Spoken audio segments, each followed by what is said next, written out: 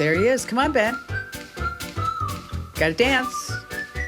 Is that Yes. a little more loose? How's it?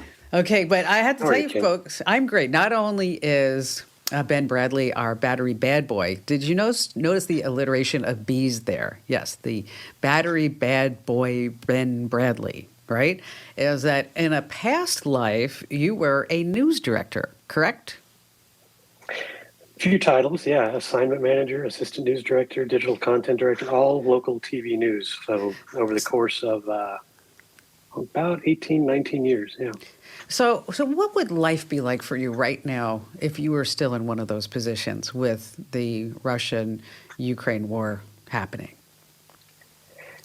Well, it's busy. But when you're talking about something like this on an international scale, it's busier for the networks, for the 24-hour cable news outlets who actually have, correspondents out there. For the local news, what we would be doing is, well, I mean, local news, you're trying to find that local connection. Are there people in this community who have family over in Ukraine or any of those areas? Is there some kind of readiness going on at the local Air Force base? What is this happening? What's happening with the price at the pump? All kinds of the local angles. So it's definitely busier, and you're really looking how to tie this into to what's happening in your community, but not quite as busy as what you're seeing, like I said, with the networks and the big 24-hour cable sites. So you're almost like a detective on a local level. Do people contact you? I mean, do people contact the local television station and say, "Hey, I have family in Ukraine," or how do you find out, like, if the National Guard or the Air Force or somebody, a certain unit is being deployed? Well, that's a tale of two different times. When I first started, we didn't have instant news. We didn't have cameras. Think about like if 9/11 happened at a different time when everybody had a camera in their Oh pocket. gosh, you're And right. you had social media, instantaneous updates. Whether they're true or false is that's a different issue. But back in that time, when things were happening with 9/11, and you had jumbo jets landing on tiny airfields, and bases being locked down, you had to call. You actually had to find phone numbers for these and call. That you couldn't just put out a feeler on Twitter. Hey, does anybody know what's going on? That's true. DM us. You can now, and you hope that the information, you still have to verify what's happening. But it's a completely different world now in terms of gathering and reporting the information. So it's And I also think what also has changed, and I don't know if a lot of folks that listen to the show or watch the show that realize that how journalism has changed. What I'm talking about is that way back when I remember doing, live shots from like a Best Buy or something. And I mean, there was the truck, okay? There was the cameraman. There was the audio engineer, right? Okay. And then there was you and maybe maybe a couple of other people. Who knows, right?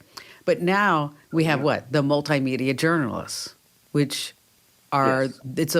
I call them the one-man band.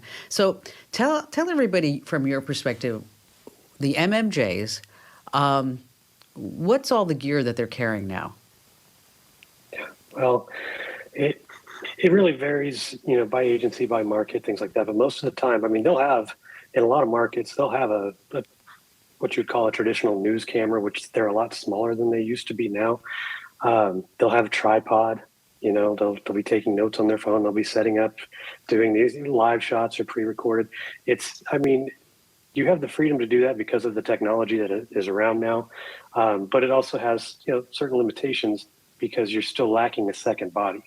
When you have a reporter and a photographer, it allows you the freedom to do a few more things. But the whole Like live, what? you just Like put your what? phone on your phone and you go live. But like it limits you in what way? Like you're stuck in that one It could position, be. you can't walk around? Sure. I mean, you're going live and you don't have somebody behind the camera, showing the scene, That's true. behind you, panning the camera, so zooming in, whatever else. So it's little things like that. It's, making sure that you're not forgetting to set up the camera and making sure you hit the record button while you're bringing up your notepad to take notes. So you're doing more, and it's really transitioned to that sort of environment. But there are situations where it's still best to to have a, at least a two-person, situation. But again, the ease of going live, yeah, that's just pushing it. You can go live from your iPhone. It's the quality, push a button. Before, you're talking about the trucks. Right. If you were in town, you had microwave trucks with the tall masts. If you were going out of town, you had to take the big satellite trucks. You're you'd have right. to call and book.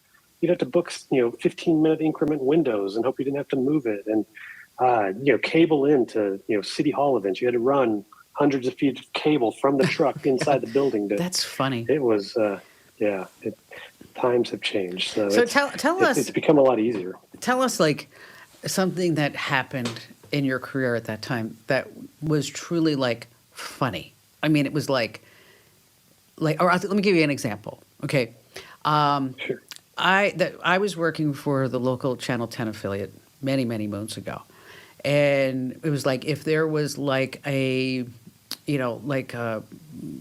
sale happening at a Circuit City then, or Best Buy, or maybe there's a new version of Windows coming out. I'd go out and do a stand up, and of course, there was everybody out there. Okay, so I had on my IFB, my earpiece, and his name was Rich, and he was my producer back in the booth. And he'd say, "All right, Komando, coming to you in 5 minutes," right? So then you start getting ready. And then he'd say, "All right, Komando, coming to you in like 10 seconds." And then he would do this to me. It would be like, 10, 9, 8, Komando, coming to you in 5 seconds. And then he'd say, "What is that on your tooth? You have something green in your teeth." "All right, Komando, you're live." And I'd be like, that's got to wreck the confidence. Yeah. And I'd be sitting there going like, "Oh God. Okay, let me tell you about the new version of Windows." But no, so they would. Hope photographers hearing that too, and that they adjust. But no, they didn't, because everybody was all just laughing back in the booth, because I could hear them laughing back in the booth. So anyway, do you have anything like that happened? not to me personally. I was always in the office, but yeah, I mean there are stories. You always had the technology malfunctioning, especially if it was new. Like when FTP was really new, like 15 plus years ago. You didn't necessarily have to send video back via the live truck, and you could send it back over the computer. And sometimes it would take 2 hours to send back a 2-minute, everything. So you had issues with that. You had reporters who couldn't hear the producer in their ear. So the issues with the IFB. Great live shots occasionally when people, reporters might slip on the snow, not hurt themselves, but, right. It makes for good blooper reels. So, there are all kinds of things. And usually it was centered around malfunctioning technology, not so much user operator, but just things just not working at the worst possible time. Well, thanks for sharing your perspective on what's going on a local level. And we're talking like behind the scenes TV. I know you normally like to do our reviews, and you do such a swell job at it. What do you have coming up? Next week, this very webcam that I'm on right now is brand new. You like it? And it's Here, nice. let me see. Let me see what you look like. I got to move it. Hold on. Oh, you look good, Ben. You do. It's 2K. Ben in 2K. Oh, Ben, battery bad boy Ben Bradley in 2K. Look at that. Yeah. Oh, my gosh. It's amazing. Well, and don't forget, you should be always getting our Tech Refresh podcast, because that's where Ben does some amazing reviews. This past week, he did the Kensington, the Sound Dock? Is that what it's called? What was it called? Studio Dock. Studio Dock, something like that. Then if you have an iPad, well, before you go buy one, make sure that you either listen to Tech Refresh, wherever you get your podcasts, and search for Komando with a K, of course, or you can read Ben's review over on the website. And if you'd ever like Ben to review something specific, make sure that you drop us a note through podcasts@komando.com. Ben, thanks for your input today, and we'll see you in a podcast this weekend. Yes.